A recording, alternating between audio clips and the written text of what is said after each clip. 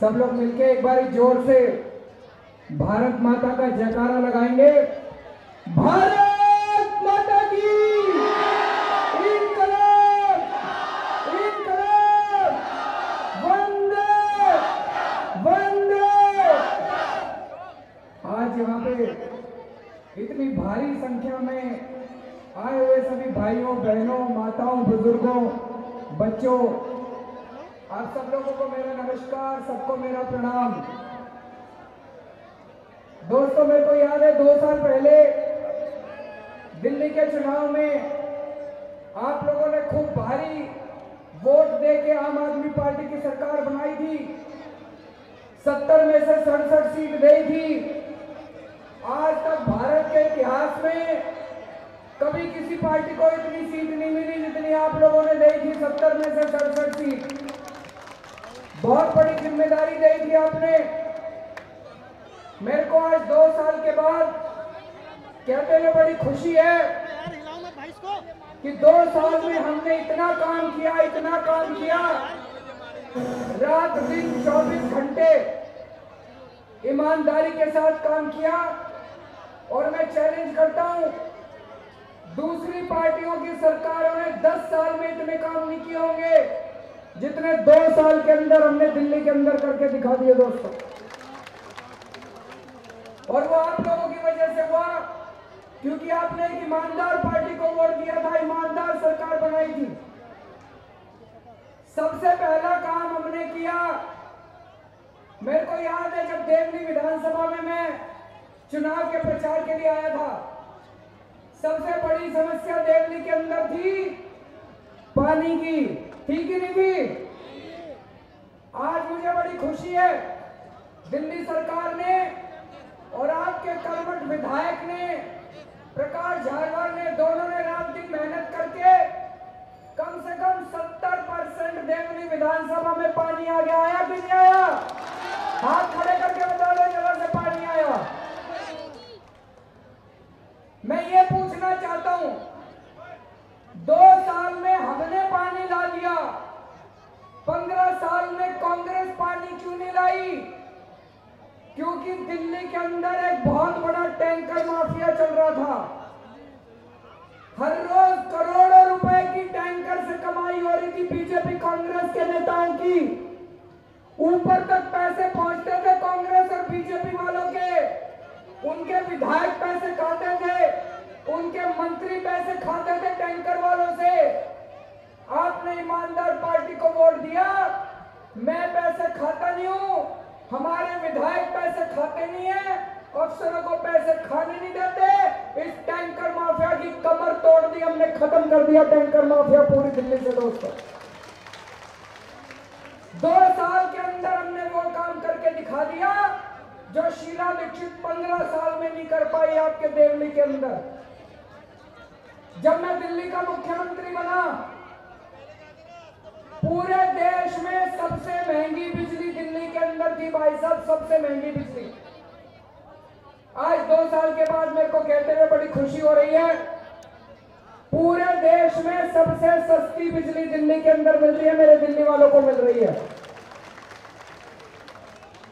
और ये मैं हवा में बात नहीं कर रहा, मैं आपको आंकड़े देके बताऊंगा। दिल्ली में अगर आप 400 यूनिट बिजली इस्तेमाल करते हो, आपका बिजली का बिल आता है 1370 रुपए। कितना आता है? जोर से बताओ। गुजरात में बीजेपी की सरकार है, गुजरात में 400 यूनिट बिजली इस्तेमाल करते हो, आपका बिजली का बिल आता है 2700 रुपए। बंबई में बीजेपी की सरकार है, बंबई में 400 यूनिट बिजली इस्तेमाल करते हो, आपका बिजली का बिल आता है 4000 रुपए। बंगलोर में कांग्रेस की सरकार है, बंगलोर में 400 यूनिट बिजली इस्तेमाल करते हो, आपका बिजली का बिल आता है 2600 रुपए। और दिल्ली में कितना आता है? 1370 रुपए। आज पूरे देश में सबसे सस्ती बिजली दिल्ली के अंदर मिल रही है, आप लोगों को मिल रही है। और मेरे लिए ये काम आसान नहीं था। मेरे को बहुत लड़ना पड़ा इन बिजली कंपनियों से। ये बिजली कंपनियां बहुत शक्तिशाली हैं, इनके मालिक बहुत बड़े बड़े लोग हैं, अंबानी, अडानी। याद करो शीला दीक्षित का टाइम, शीला दीक्षित के टाइम पे हर साल बिजली के रेट बढ़ा करते थे, हर साल 10 साल तक दिल्ली में हर बार हर साल बिजली के रेट बढ़े। जब से आम आदमी पार्टी की सरकार आई है 2 साल से 1 पैसा बिजली का रेट बढ़ने नहीं दिया, घटाए हैं बिजली के रेट 2 साल से। और जब से मैंने दिल्ली में बिजली के रेट कम करे हैं, पूरे देश की सारी बिजली कंपनियां मेरे खिलाफ खड़ी हो गई हैं। गुजरात के अंदर लोगों का आंदोलन शुरू हो गया कि अगर दिल्ली के लोगों को सस्ती बिजली मिल सकती है, हमको सस्ती बिजली क्यों नहीं मिल सकती। गुजरात की बिजली कंपनियां गुजरात में रेट नहीं बढ़ा पा रही, गुजरात की बिजली कंपनियां मेरे खिलाफ खड़ी हो गई हैं। बंबई की बिजली कंपनियां रेट नहीं बढ़ा पा रही, बंबई की बिजली कंपनियां मेरे खिलाफ खड़ी हो गई हैं। कर्नाटका, छत्तीसगढ़, राजस्थान, झारखंड, सारे देश की बिजली कंपनियां आज मेरे खिलाफ खड़ी हो गई हैं। और बीजेपी के साथ मिलकर इन लोगों ने षड्यंत्र बनाया है, इन्होंने षड्यंत्र बनाया है। एमसीडी के चुनाव में अगर बीजेपी या कांग्रेस वाले जीत गए तो ये एमसीडी के चुनाव के बाद बिजली और पानी का डिपार्टमेंट मेरे से छीन के एमसीडी को दे देंगे और एमसीडी के जरिए ये बिजली और पानी के रेट बढ़ा देंगे। आप मेरे से पूछोगे ऐसा हो सकता है? 1998 के पहले दिल्ली में ऐसे ही होता था। 1998 के पहले बिजली और पानी का डिपार्टमेंट एमसीडी के पास था, दिल्ली सरकार के पास नहीं था। 1998 में बिजली और पानी का डिपार्टमेंट एमसीडी से लेकर दिल्ली सरकार को दिया गया। पिछले 20 साल से बिजली पानी का डिपार्टमेंट दिल्ली सरकार के पास है, इसलिए मैंने आपके बिजली के रेट आधे करे, पानी आपका मुफ्त करा। लेकिन इन्होंने षड्यंत्र रच रखा है कि अगर एमसीडी के चुनाव में आपने बीजेपी या कांग्रेस को वोट दिया, अगर एमसीडी के चुनाव में बीजेपी या कांग्रेस वाले जीत गए, एमसीडी के चुनाव के बाद ये बिजली डिपार्टमेंट में से छीन के एमसीडी को दे देंगे और बिजली पानी के रेट बढ़ा देंगे। आप ही बचा सकते हो जी इसको, आप ही के हाथ में ताकत है, आपके पास इसकी चाबी है। जैसे आपने दिल्ली में 70 में से 67 सीट ली थी, एमसीडी के अंदर भी सारी 272 की 272 सीट दे देना। फिर चाहे बिजली पानी का डिपार्टमेंट दिल्ली सरकार में रखे, चाहे एमसीडी में रखे, जब तक मैं बैठा हूं आपके बिजली पानी के रेट नहीं बढ़ने दूंगा।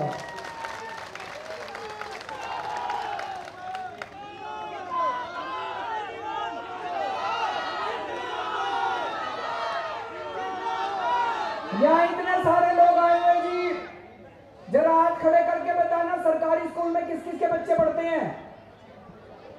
आपसे पूछना चाहता हूं, 2 साल में सरकारी स्कूल अच्छे हुए कि नहीं हुए, कुछ सुधार हुआ? ये हमारा मनीष सिसोदिया शिक्षा मंत्री बिल्कुल पागल किस्म का है, दिमाग खराब है उसका। मंत्री बन गया, फिर भी 24 घंटे सरकारी स्कूलों में घूमता रहता है इंस्पेक्टर की तरह।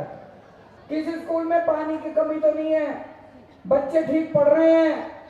उसने कसम खाई है, दिल्ली के अंदर कोई भी बच्चा पैदा होगा, चाहे वो गरीब का बच्चा हो, चाहे वो अमीर का बच्चा हो, उसको अच्छी से अच्छी शिक्षा मिलनी चाहिए।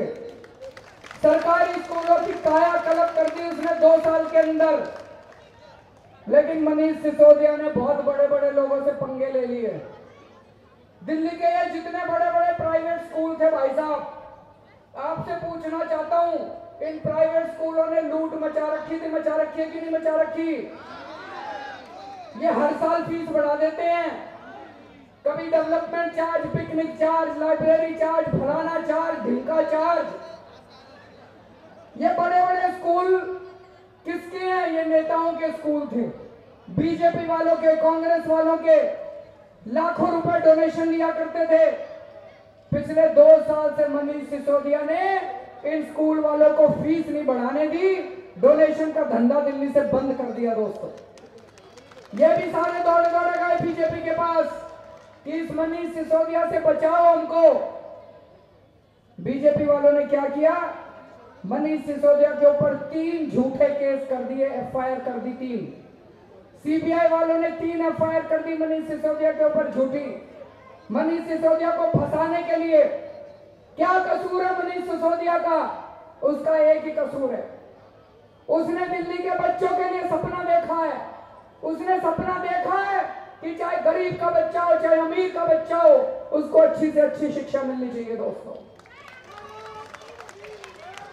हमारा सतिंदर जैन स्वास्थ्य मंत्री, पूरी दिल्ली के अंदर उसने जगह जगह मोहल्ला क्लिनिक खोले हैं भाई साहब, एयर कंडीशन डिस्पेंसरी बनाई है, सारी दवाइयां फ्री, सारे टेस्ट फ्री, सारा इलाज फ्री, अमीरों के लिए भी गरीबों के लिए भी।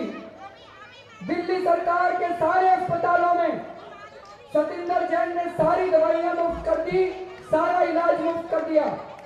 और अभी एक स्कीम और निकाली है, जब आप दिल्ली सरकार के अस्पताल में जाते हो, डॉक्टर को दिखाते हो, डॉक्टर टेस्ट लिखता है, डॉक्टर कहता है जी एमआरआई कराना पड़ेगा, डॉक्टर कहता है जी सीटी स्कैन कराना पड़ेगा, और 6 महीने बाद की डेट दे देता है। 6 महीने में तो मरीज ही नहीं बचेगा। तो हमने स्कीम निकाली है, अब डॉक्टर को तुरंत टेस्ट करना पड़ेगा। अगर डॉक्टर तुरंत टेस्ट नहीं करता, आप बाहर आके बड़े से बड़े प्राइवेट अस्पताल में टेस्ट करा लेना, आपको पैसे देने की जरूरत नहीं है, दिल्ली सरकार आपके पैसे देगी। अच्छी स्कीम है कि नहीं है? हाथ खड़े करके बताओ जरा से। एक और स्कीम निकाली है, आप दिल्ली सरकार के हॉस्पिटल में जाते हो, डॉक्टर कहता है ऑपरेशन करना पड़ेगा, और डॉक्टर 2 साल बाद की डेट दे देता है। 2 साल में तो मरीज ही नहीं बचेगा। हमने स्कीम निकाली है, डॉक्टर को 1 महीने में ऑपरेशन करना पड़ेगा। अगर 1 महीने में ऑपरेशन नहीं करता, आप बाहर आके प्राइवेट अस्पताल में, बड़े से बड़े प्राइवेट अस्पताल में इलाज करा लेना, ऑपरेशन करा लेना, आपको पैसे देने की जरूरत नहीं है, दिल्ली सरकार आपके पैसे देगी।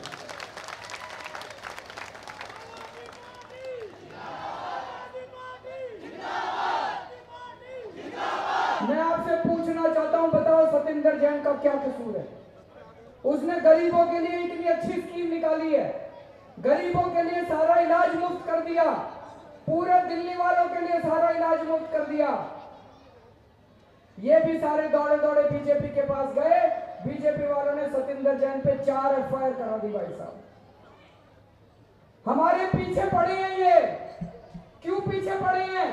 हमने टैंकर माफिया खत्म कर दिया, हमने दिल्ली में दवाइयों का माफिया खत्म कर दिया, हमने ये बड़े बड़े स्कूलों का माफिया खत्म कर दिया, हमने बिजली कंपनियों का माफिया खत्म कर दिया। ये बीजेपी वाले हमें तोड़ना चाहते हैं, ये हमें झुकाना चाहते हैं। इन्होंने मेरे ऊपर सीबीआई की रेड करा दी पिछले साल बीजेपी वालों ने।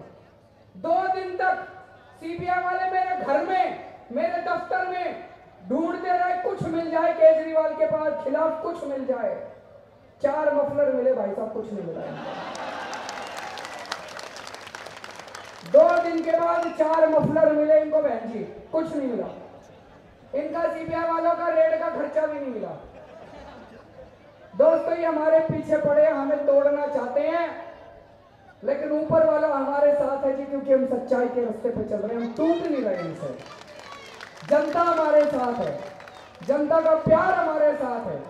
आप लोगों की वजह से हम लोग टिके हुए हैं, क्योंकि आप लोग हमारे साथ हो। दोस्तों, मैंने मनीष और सतिंदर को बोल दिया, मैंने कहा देश को आजाद कराने के लिए भगत सिंह फांसी पे चढ़ गया था, तुम लोग गरीबों के लिए काम कर रहे हो, ये तुम्हें तोड़ने की कोशिश करेंगे, जेल जाने के लिए तैयार रहो, चिंता मत करना, जनता तुम्हारे साथ है।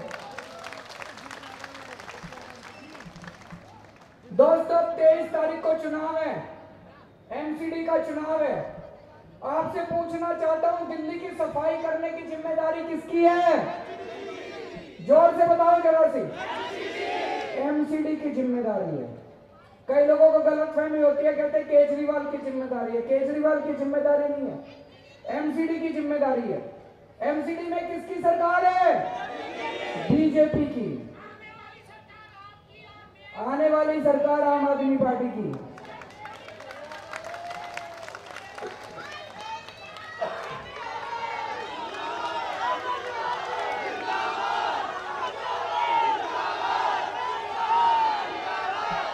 अच्छा एक चीज बताओ,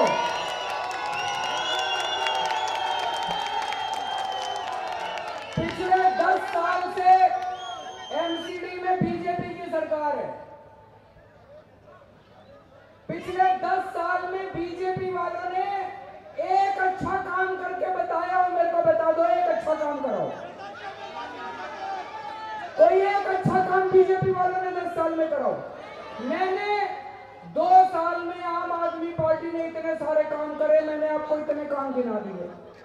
बीजेपी वालों ने एक काम अच्छा कराओ, कोई काम नहीं करा, लूटने के सिवा इन्होंने कुछ नहीं करा। दोस्तों, पूरी दिल्ली में कूड़ा ही कूड़ा, कूड़ा ही कूड़ा, कूड़ा ही कूड़ा है। नालियां भरी पड़ी हैं, चारों तरफ मच्छर ही मच्छर हैं। इन मच्छरों की वजह से डेंगू हो रहा है, चिकनगुनिया हो रहा है, जनता त्रस्त हो रही है। 2 साल पहले जब मैं मुख्यमंत्री बना, मैंने इन बीजेपी वालों को बुलाया, तीनों मेयरों को बुलाया, मैंने कमिश्नरों को बुलाया, मैंने कहा मेरी दिल्ली साफ कर दो, तुमको पैसे की कमी नहीं होने दूंगा। भाई साहब, 2 साल में बीजेपी वालों को मैंने 15,000 करोड़ रुपए दिए, 15,000 करोड़ दिल्ली साफ करने के लिए। पहले साल में 7,500 करोड़ दिए, दूसरे साल में 7,500 करोड़ रुपए दिए। 15,000 करोड़ कम नहीं होते भाई साहब। मैं आपसे पूछना चाहता हूं, दिल्ली की सड़कों पे 15,000 करोड़ की सफाई दिखाई देती है? सारा पैसा खा गई है। मेरे को तो छोड़ो, इन्होंने नरेंद्र मोदी जी को भी नहीं छोड़ा। 2 साल पहले मोदी जी ने स्वच्छ भारत का अभियान दिया था। स्वच्छ भारत, मोदी जी ने कहा था भारत को स्वच्छ करना, पूरे देश को। मेरे को बड़ा अच्छा लगा, मुझे लगा एक प्रधानमंत्री तो आया जो पूरे देश को साफ कर रहा है। मैं भी उस दिन झाड़ू लेके बाहर निकला था, सड़क साफ कर दी मैंने। फिर प्रधानमंत्री जी ने बीजेपी वालों को बुलाया, बीजेपी वालों को बोले भाई तुम नगर निगम चला रहे हो, तुम्हारी जिम्मेदारी है दिल्ली साफ करने की। दिल्ली की देश की राजधानी है, बाहर से बहुत देशों से बड़े बड़े राष्ट्रपति आते हैं, प्रधानमंत्री आते हैं, दिल्ली में इतनी गंदगी देखते हैं, देश का नाम बदनाम होता है। मोदी जी ने बीजेपी वालों को कई हजार करोड़ रुपए दिए कि दिल्ली साफ कर दो। बीजेपी वालों ने मोदी को भी नहीं छोड़ा, उसके भी पैसे खा गए सारे के सारे। उनके पैसे भी खा गए बीजेपी वाले। ऐसी पार्टी को कभी वोट मत देना जो अपने प्रधानमंत्री की पीठ में छुरा घोंप दे। दोस्तों, इस बार सारे जने मिलके, आपने हमको दिल्ली सरकार की जिम्मेदारी दी थी। दिल्ली सरकार में मोटे मोटे 4 ही डिपार्टमेंट आते हैं जी, बिजली, पानी, शिक्षा, स्वास्थ्य। इन चारों डिपार्टमेंट में क्रांतिकारी काम करके दिखाया है 2 साल में। इस बार सारे जने मिलके एमसीडी में वोट दे देना, 1 साल में दिल्ली चमका के दिखा दूंगा मैं।